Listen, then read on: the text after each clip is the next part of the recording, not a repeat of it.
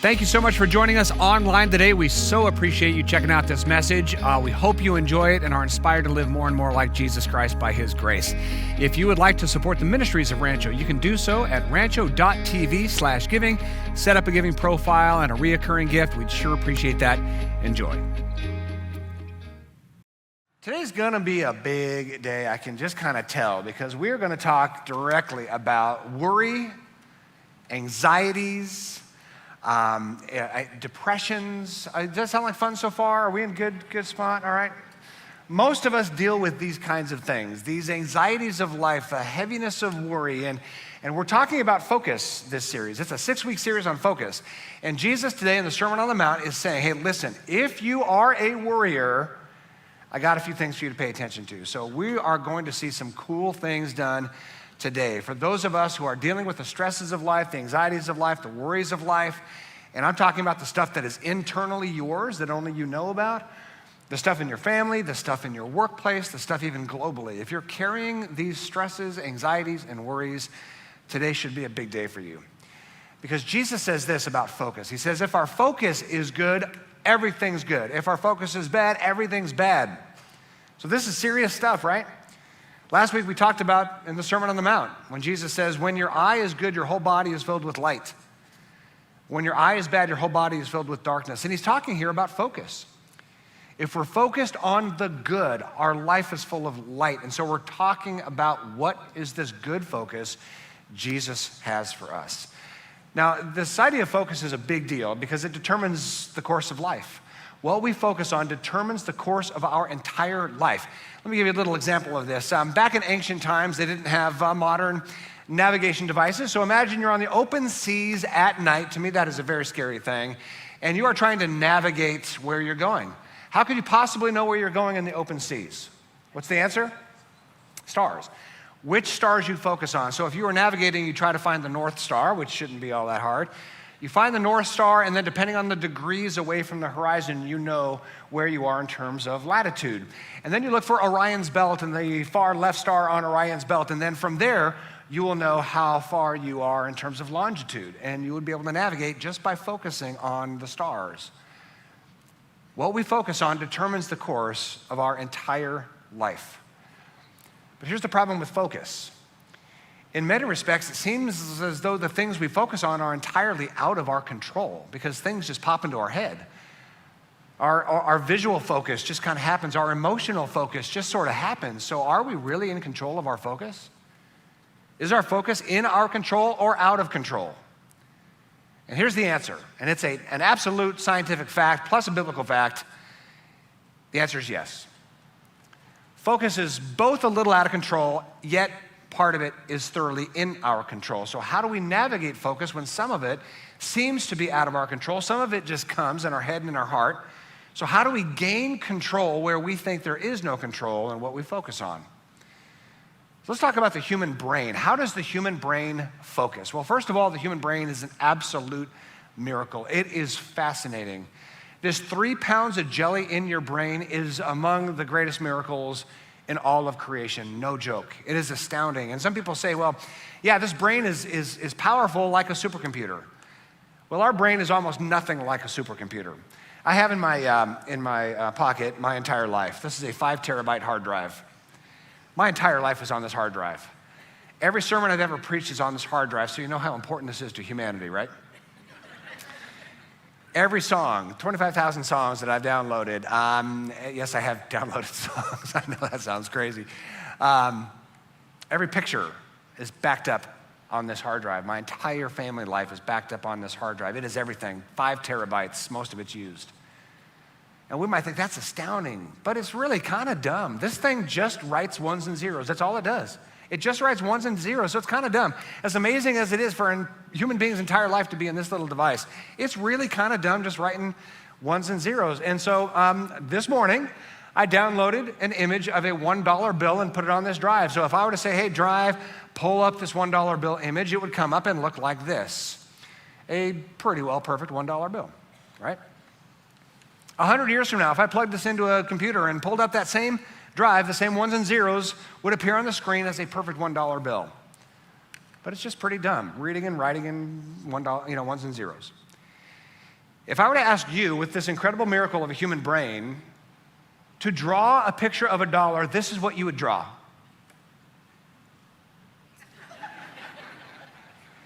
And we might think, well, your dumb hard drive sure seems a little bit better than my dumb brain. And I would understand that because there's something fascinating about the human brain. The human brain actually doesn't store anything. Science has come to the realization that the brain doesn't store anything. This thing stores all kinds of stuff. It stores trillions of ones and zeros that regurgitates perfect images and videos and sermons, right? But the human brain stores nothing. There's a lot of discussion about whether you can download the information stored in your human brain. There is no information stored in your human brain. Isn't that kind of weird? And some of you are saying, yes, I'm sitting next to somebody that clearly has no information stored in their human brain. What actually happens is with every stimulus right now, wherever you're looking, live and online, you're looking at me, looking at the screen, looking whatever, gazing at the baseball game on your phone, whatever you're doing right now, with every image, with every stimuli, with every smell, with every touch, with every taste, your brain just changes a little bit. Just changes. Doesn't store anything, just changes. And all of these neurons and all of these connectors and all of these proteins, they just kind of change with every stimuli, giving you the ability to think about a $1 bill and be able to draw a little cartoon sketch that is ridiculous, but gives you sort of an emotional memory, not a data memory, but an emotional memory of what a $1 bill looks like and feels like. And so you can use that information. The brain is truly, truly remarkable. There are 86 billion neurons in your head with 100 trillion interconnections. And each of those 100 trillion interconnections contains 1,000 different proteins that exist in every connection point, each of those with different strengths.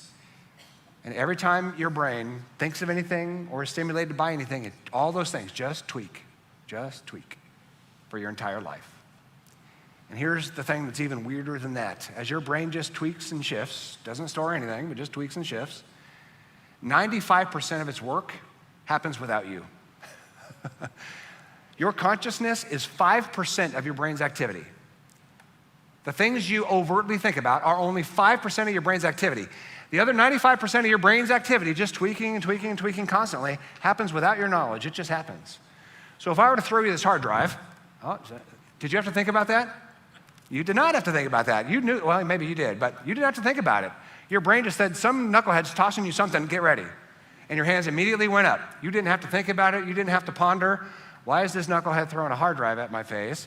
I better raise my hands right now. I better put my hands at this angle. I better watch for the trajectory of this thing. Our consciousness does not have to think about any of it. But the 95% of our brain that just works on its own without us, immediately, in a split second, your hands were up and you were ready to go. You're clearly an athlete, right? That's just what happens. Driving is 95% subconscious. You don't have to think about it, you just do, right? Talking, 95% subconscious. Your brain just works.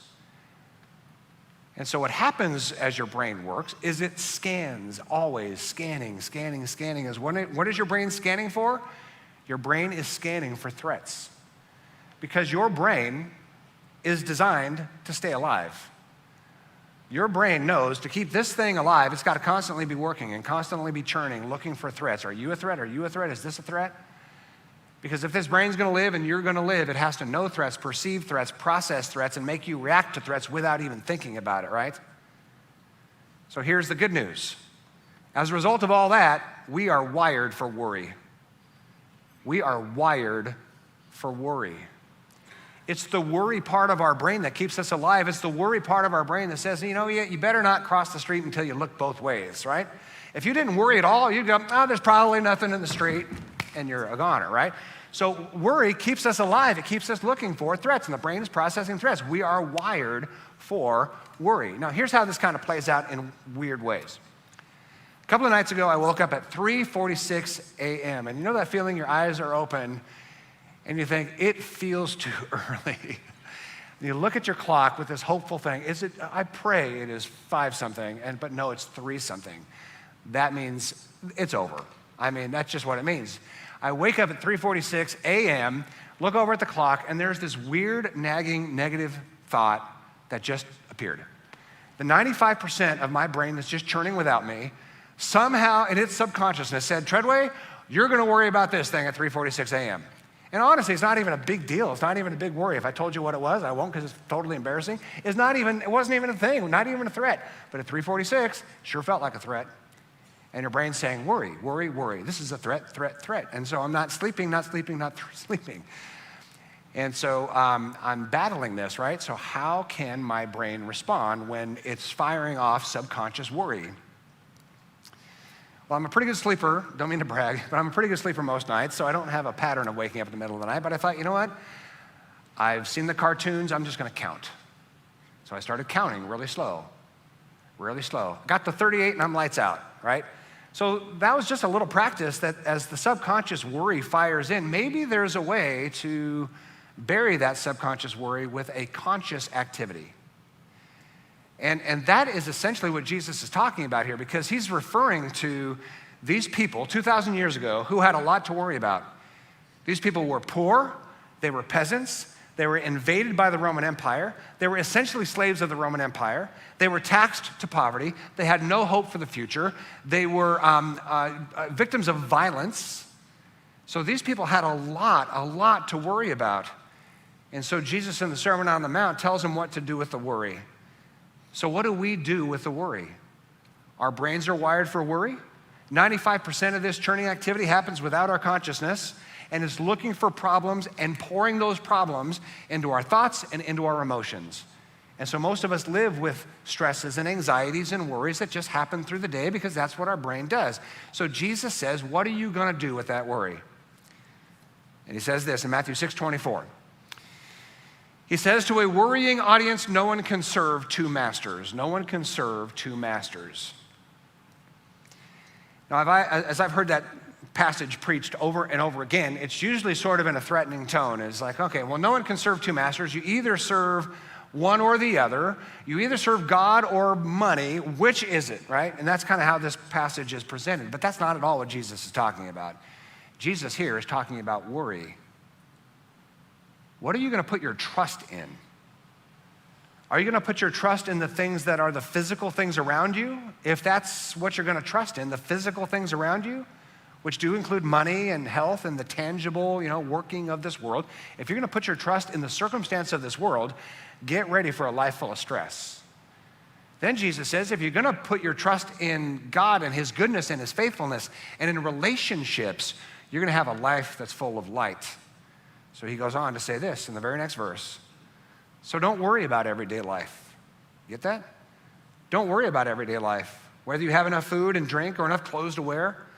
Isn't life more than food and your body more than clothing? Jesus is saying there's two worlds that you could put your trust in. There's two worlds that you can put the foundation of your life on. Is it the things of this world that are temporary, the things of this world that kind of get corrupt and decay and rot? Or are you going to put your life on the foundation of God himself, his goodness, his faithfulness, his grace towards you, and the relationship that he wants to have with you, and the relationships around you? What are you going to choose? You can't serve two masters. If you are going to put your faith in everyday circumstances, get ready for a life of worry. But Jesus says there's an option. Professor Tim Kasser, he studied depressions and anxieties for 30 years, and he came up with this conclusion. He says, the more we believe we can buy and display our way out of sadness and into happiness, the more likely we are to become depressed and anxious. He and other people in his field do realize that there are some chemical imbalances that can contribute to anxiety and depression. But when you look at the arc of Western history, and particular American history, the more we focus on buying and selling and marketing and things and stuff and the next thing we're going to buy and the next car and the next house and the next upgrade and what we're going to wear and how we're going to look and what are people going to think, that increases anxieties and stresses year after year after year. The American culture is careening headlong into near permanent stress, anxiety, and worry. Why? Because we are more permanently embracing the things of this world. How do I look? How am I perceived? What do people think of me? What am I going to drive? Where am I going to live? How great of a place can I live in? It's just this constant stress that's building because we're placing our faith on the material instead of the relational. It's a big deal. This is called junk values. If we put our faith and trust on the things of this world, the tangible around us that rot and corrupt and are destroyed, that's called junk values. Like junk food messes with your body, junk values mess with your soul. They mess with your emotions. So Jesus says, we're going to get this thing squared away. And he uses several illustrations. He's trying to calm everybody down, right? Because they're worried about this life and here and now and the things around them. Jesus is trying to calm them down. So he says, hey, listen, look at the birds of the air. Look at the lilies of the field. Look at the wildflowers, right? God's taking care of his creation. He will take care of you. Relax. Relax a little. He says in verse 26, look at the birds. They don't plant or harvest or store food in barns, for your heavenly Father feeds them. And aren't you more valuable than them? Put that in your brain. Aren't you more valuable than the birds? Can all your worries add a single moment to your life? There's two things there Jesus focuses on. One is he encourages us to rest in knowing you are treasured by God. What does he say? He says, listen, the birds of the field, they're fine. They're taken care of. They're fantastic. They're not worried about anything, right? But God values you more than them, which means we are the most valued treasure of God. That's what he's saying here in the Sermon on the Mount. And that should cause us to worry a little bit less because God's got us. He doesn't promise everything's going to work the way we want, but whether things go for good or things go for bad, God's just got us and he's with us. And he'll take care of us. Rest in knowing you are treasured by God. You are God's treasure. Now, a lot of times in church life with church brains, we think, well, God is the most valuable thing, and we need to most value and most treasure God. And I'm not going to argue with that. But if we most value and most treasure God, what we learn from Jesus is he looks down at us and he says, you are the most valued and you are the most treasured by me. And our religious brains kick in and they say, well, if I'm good, God will treasure me. If I'm religious, God will treasure me. And God says, no, I just treasure you. Just believe it. Well, if I stop doing these bad things and start doing these good things, God, then you'll treasure me, right? I have to do my part to get you to treasure me. And God says, no, you don't have to do anything. I just treasure you. I value you more than anything else in creation. God values you more than he values the cosmos. He values you more than he values the planet. He values you more than he values the animals. He values you more than he values all of the cosmos. He values you. He treasures you right where you're at with all you've done and all you will do, with all your good and with all your bad. He simply treasures you. And that should give us some peace. Even when things don't work our way, it should give us some peace, and worry should start to fade just a little bit because we know that God has got us, values us, treasures us. I love Psalm 139. It's a very famous passage. We use it quite often around here. The psalmist says, how precious to me are your thoughts, O God. How vast is the sum of them. Were I were to count them, they would outnumber the grains of sand. And this psalmist who's going through it right here, he's going through struggle, just rests in the fact that God's attention is always towards him. God's attention is always towards you. His thoughts towards you are eternal and always good. He is not angry with you. He's not disappointed with you. He certainly wants you to live a life of being loved by him and loving the world around you for sure. That's what he wants from you. But he wants you to know above all else, you are a treasure to him. Jesus says that to try to calm our worries, to try to calm our stress. And then he says this sentence that is almost eye-rolling. He says, you know what? Worries don't add a single moment to your life. Now, if you say that to somebody prone to worry, they get kind of mad. So if somebody worries and you say to them, hey, you know, that doesn't really accomplish anything, they're going to get really upset with you because they kind of know that. Like, I know. I'm stressed. I'm worried about what I don't even have any idea. I'm stressed. I'm worried about things in the future that I don't even know are going to happen. And it doesn't do any good. Worry almost always does only harm, but worriers know that, right? So Jesus kind of pairs these two thoughts up. If you are a worrier, if you carry stress, know God treasures you. And because he treasures you, he doesn't want you to carry the burdens of worry and stress and anxiety. He doesn't want you to carry it. Worry is mostly useless. And rest in that. Rest in knowing that worry is mostly useless. Now, when I say worry is mostly useless, it means there is some usefulness in worry, right? We were driving to San Diego a couple of days ago, driving down the freeway, super speed limit. This motorcycle comes flying by, had to have been doing at least 100. I'm thinking 100 plus for sure, just flying down the freeway, probably 120 miles an hour on a motorcycle. And I'm thinking to myself, dude, you probably should worry a little bit, right? You don't have quite enough worry. Oh, I'll be fine, unload this motorcycle on a freeway doing 120 miles an hour. You should probably worry a little bit because you're not gonna last very long, right? So worry has some usefulness. But then on the way back from San Diego, we're driving, super speed limit, and there's a person on the freeway driving 45 miles an hour. You should probably worry a little less, right?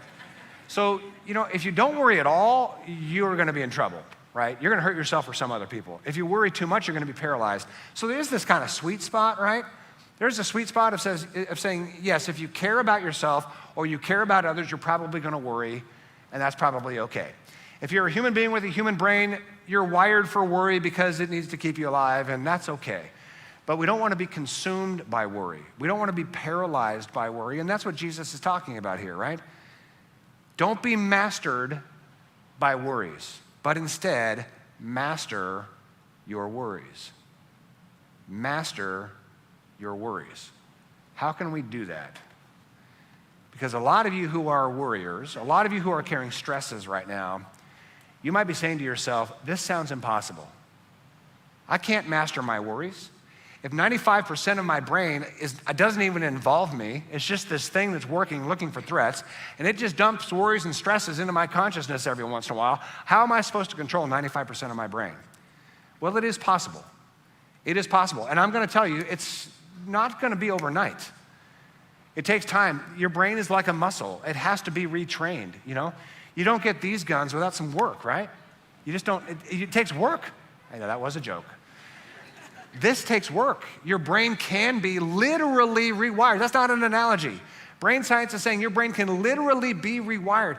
And that 5% consciousness can rewire all of it. But it takes a little bit of work.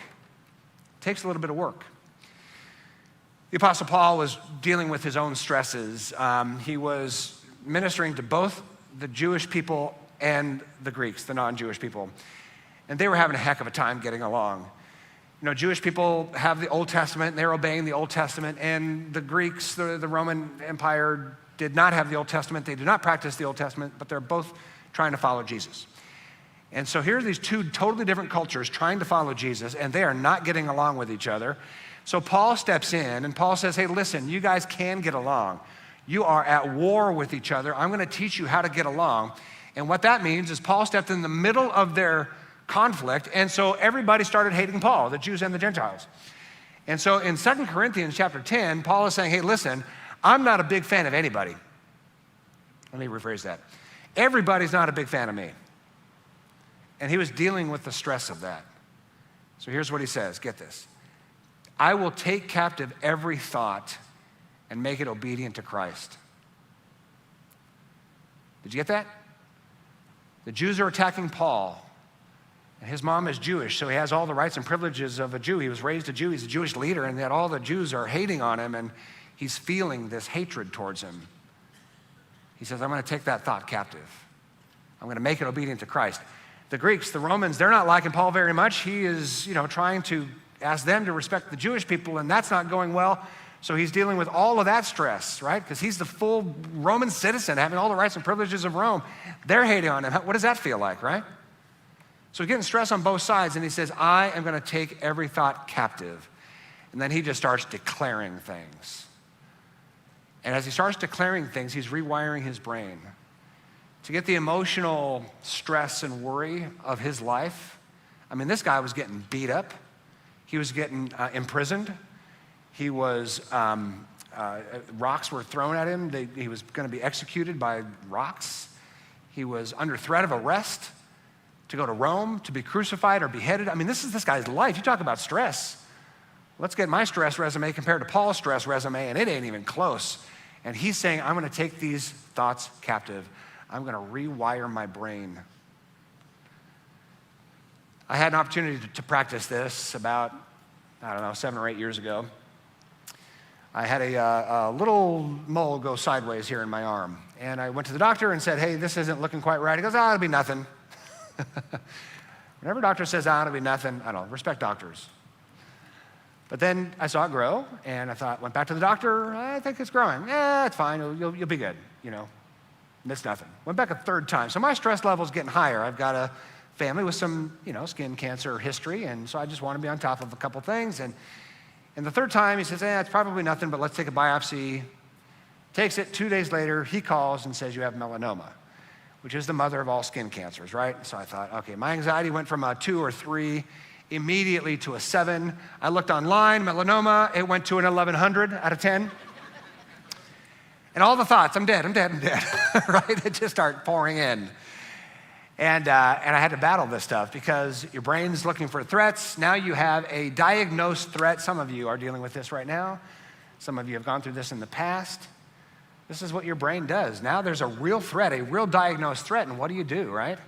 So I had to practice this stuff. This became more than a sermon. It became something I have to live because your head starts thinking weird things, especially at night, right? Maybe my wife's gonna have to bury her husband. Maybe my kids who are younger at the time are not gonna, be raised with their dad.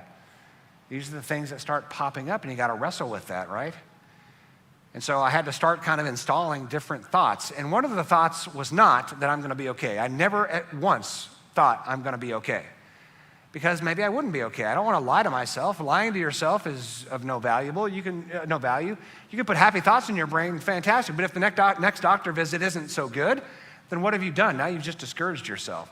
So I don't think we need to lie to ourselves with positive, happy thinking. But what I did was try to install every single day during this, first diagnosis and then treatment, try to install every single day the good things, right? What did Jesus say? If your focus is good, your life will be filled with light.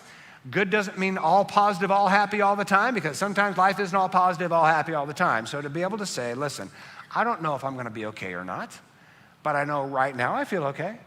Right now, this very moment, I feel okay. Right now, I feel great. Right now, I've got this wonderful wife that I can enjoy right here, right now, today. I've got these incredible kids. I've got this job I love. I'm going to live, really live today. And so that smile on my face is real, and that day is real, even though there's these nagging worries swirling in my head. Now, fortunately, they caught it early. There was treatment, and I've been in the clear for several years. I got to go for a checkup once a year. Some of you guys are still in that zone with your own diagnosis and your own health problems. 1 year later, there was a spot in my eye, and if you have melanoma and a spot in your dumb green eyes, it's tough. And again, they dealt with it, moved on, right? But it's how we deal with the stresses. It's how we deal with these worries that mean everything. And one of the thoughts I put in my brain back then, and still now, is Treadway, why traumatize yourself over something that hasn't happened yet? That's what worry is. Worry is traumatizing ourselves over something that hasn't happened yet. And in our brain, we're thinking, okay, what's the worst that can happen in my job? What's the worst that can happen with our finances? What terrible things could my kids do? Is my marriage gonna last? I mean, all these worries. And some of those are legitimate, right? You gotta scan the world for threats for sure. But when we invest in that worry, now we are traumatizing ourselves over something that hasn't even happened. These bad thoughts that come in from the 95% of our brain that's subconscious, they're like rats that just pop up out of nowhere. This is rat season, right? This is rat season, this is rattlesnake season in Temecula, California. Spiders are coming next. Online people, it's just the way it is. I don't know your neck of the woods. But for us, rats are coming out right now. Mice and rats, it's just the season. And we have chickens in our backyard. Rats love chicken food. They love chicken eggs, they love anything chicken, right? So we've got chickens out there, and the rats come out, and it's a battle. I went out with my phone and my flashlight, and I'm gonna find these suckers. And so, you go out behind the thing, and you're just like, how many of them are out there? And I put the flashlight on them, and they all look at me with their demon eyes, and then they scurry, right? I go back in the house to give a report. Jenny, there's like 12 of them out there. And it's game on. They're gonna die. It is me versus those rats, and they're gonna die. Now, if you're a rat lover, let me know, because as I get them, they're going to your house. But I'm getting them. They will not make it. I am getting them. Now, that involves a lot of work. It involves a lot of effort. But rats are like these bad thoughts. They just pop up, right? And these guys are boogers. They are persistent and they are pesky, and a lot of them show up at night, right? And these are the things that swirl around in our brain. Can I pay our bills? What if I lose my job? What if we lose everything? What if I don't have enough money? What if we can't do well in retirement? What will my mother think? What will the neighbors think? What will my friends think of me? Well, I say something stupid. What if my kids get hurt? What if they rebel? What if they ruin their lives? What if they take drugs? What if, my marriage falls apart? What if when I get married, my husband or wife is a total jerk? What if, and our brains just swirl with these rat-like thoughts that just pop up, right? And they swirl around in our brain. And there's some things that we can do to grab a hold of those. As the Apostle Paul said, we're going to take these thoughts captive. They will not win. They will not survive. It takes that kind of determination. This is all backed not only by Jesus, but by science. You ready? Identify the worry.